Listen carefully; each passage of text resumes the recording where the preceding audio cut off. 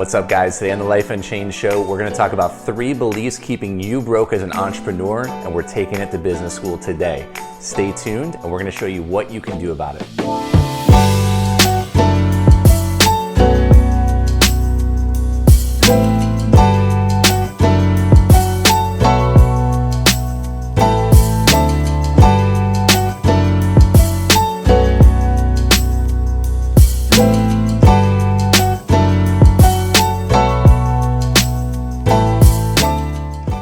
What's up, guys? Welcome back to the Life Unchained channel. Of course, it's Chris here with Danielle, and today we're going to be talking a little about business. Before we get started and go into how we're going to help you break through 3 of the biggest challenges, make sure that you go ahead and click on the subscribe button, especially if this is valuable for you. Make sure that you guys hit that little bell, get notifications. We're going to be adding a lot of content on here going forward. We have a whole big clarity series we just finished up with over 30 days. And today we're rocking out for the entrepreneurs, because we're also entrepreneurs as well, running our own businesses. And when we found Life Unchained together, we wanted to see how we could serve the best way possible. And today is going to be all about 3 beliefs, what you can do about it, and how you can implement a strategy to break through so you can break the cycle of being broke. So, Danielle, we got some feedback from some of our members within our community on Facebook, and we got 3 great beliefs that came through, which are so prevalent. And they are what? I can't charge for my services, I can't raise my prices, and I can't invest in myself. Huge. Yeah. I would say these are probably the 3 biggest challenges holding people back when they decide they're going to go into business for themselves. So let's kind of break them down, right? So we have 10 minutes here on the clock, shot clock up. We're going to talk about this over 10 minutes. So I cannot charge for my services. Somebody who just got started, they have a great idea, they have something that they love to do, they're gifted at, but they can't charge. What's going on there? So we can break it down into their skill set and their strategy. So if you feel like you can't charge for your gifting, do you know what your skill set is? That's number 1, right? Because if you know your skill set, you've done it before, you have some sort of expertise in it, then you should feel pretty confident in charging. So this might come down to not having the strategy that is in place for you to actually be able to charge. So that would be the next thing, is implementing a strategy on how you are going to lead somebody through this service, through this value exchange. So that way you feel really comfortable and confident in charging for what you're actually providing. Yeah, I think it's really big to understand that first and foremost, when you decide to open a business, it's not about you anymore. You've decided that what you do is valuable.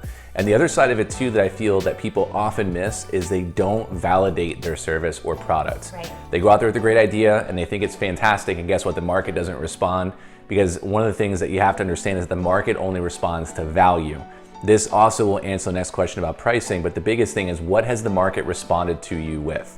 Do you know your ideal client really, really well? Have you responded with an offer that you've tested with your ideal client? It's all about marrying those 2 together. You want to have the right client to the right offer together, and then your strategy is continuing to validate that idea. And once you have good enough market research, maybe you've served, I don't know, 5 to 10 people over a 30 to 60 day window, you have yourself a nice little idea that you've solved a problem and it makes sense. Then you can begin to refine the process, package it together, and then you can start charging in a package pricing or something of that nature.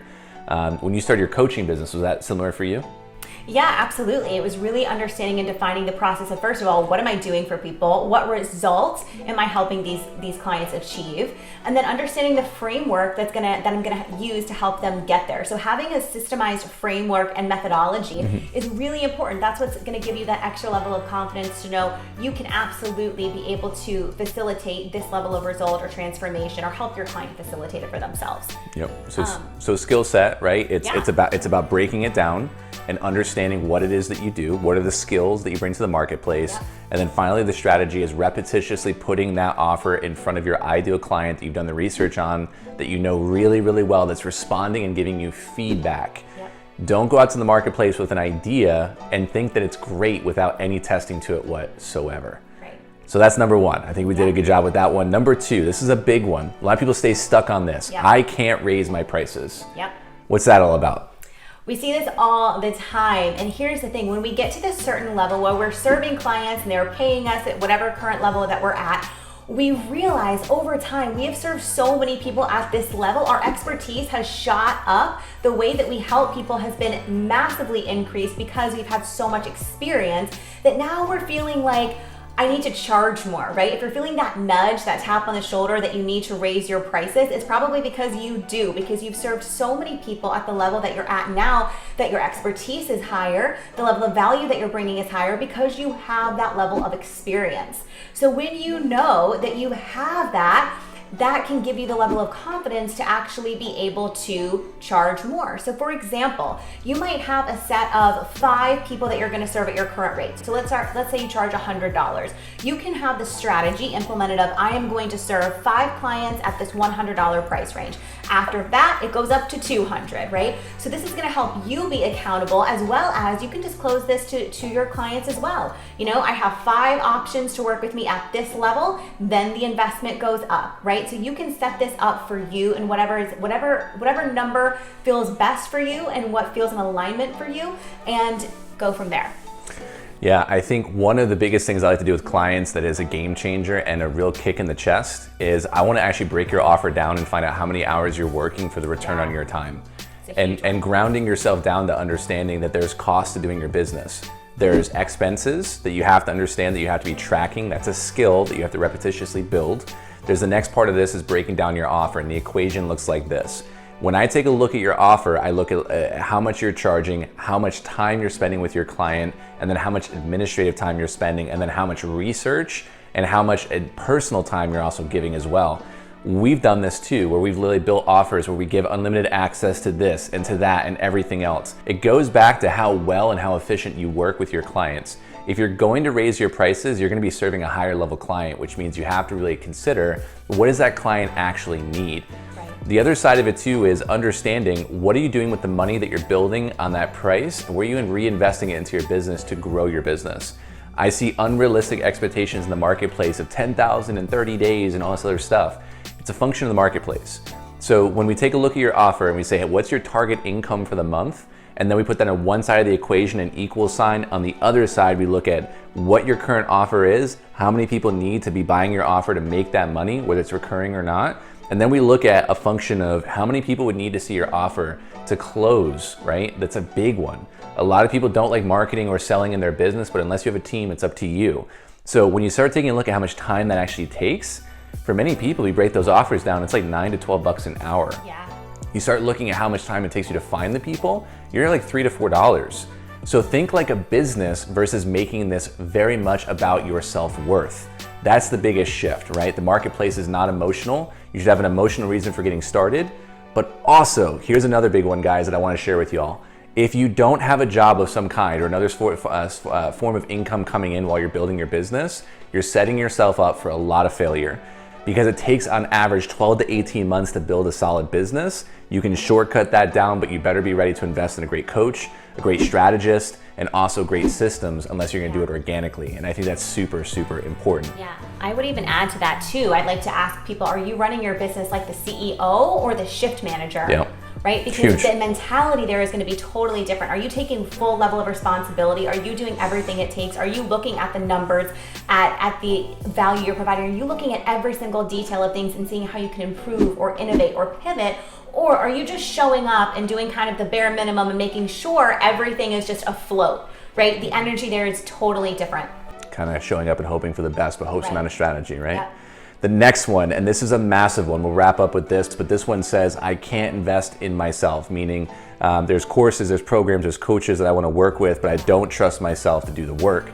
So we see this a lot, and we've worked through this ourselves as well. So what boils down on this one?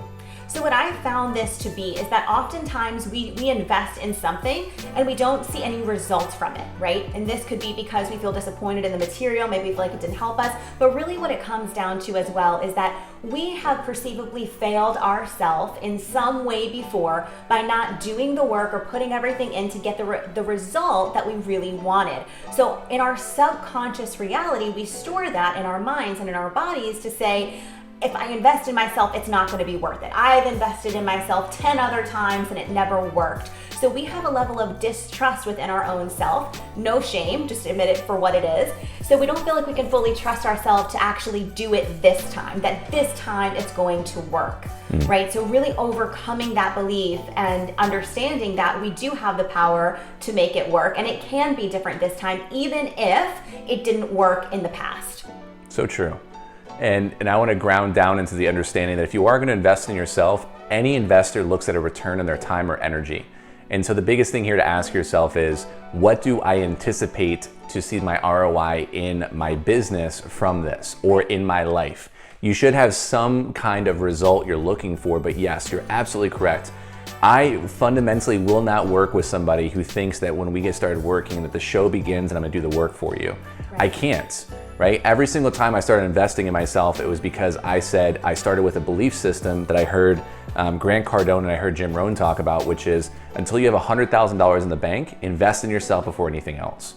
And you're still working on that. It's so crucial. Books cost like $8 to $10. You can get a library card for free, for God's sakes. The next part of it is that YouTube literally has everything you need to know on there. A great coach is one who's going to help you shortcut your learning curves down. That 18-month period, you can squish that down to 3 to 6 months if you're going to work. But the biggest thing is it boils down to a belief in your ability to follow through, which is a fundamental issue of trust. So the only way to build trust is to start putting yourself in a position to execute, implement, and follow through. Coachability equals accessibility, by the way, as well. So make sure you're still following through. So in that strategy piece, I would say begin to start looking at it and saying at least 10% of my income or more, and setting a budget for what my growth potential is and what I believe I'm going to grow to, and invest with the mindset and belief that you are going to increase the results because of what you're learning. If you don't think you got great material, ask yourself the question, were you looking for the secret, or was it foundationally principle based? Because there's no new strategies out there, it's just different people sharing different thoughts. Great. With that said, I believe we covered quite a bit, guys. Can't charge, raise my prices, can't invest in myself. We went through each one of these. Hopefully this was super helpful. Any questions down below, make sure you guys smash the like button as well. Make sure you guys go ahead and grab the notification button, subscribe button, all that good stuff. If you guys like what we're talking about, make sure you guys check out our Life by Design program, which is live and is live already on the yourlifeunchained.com website. We go through 20 different unique modules, from money to your personal success habits, all the way to your health, your relationships. We cover a lot of stuff in here. This is what school never taught, but life requires you to understand. For Danielle, I'm Chris, and we look forward to seeing you in the next episode of the Life Unchained Show. Take care.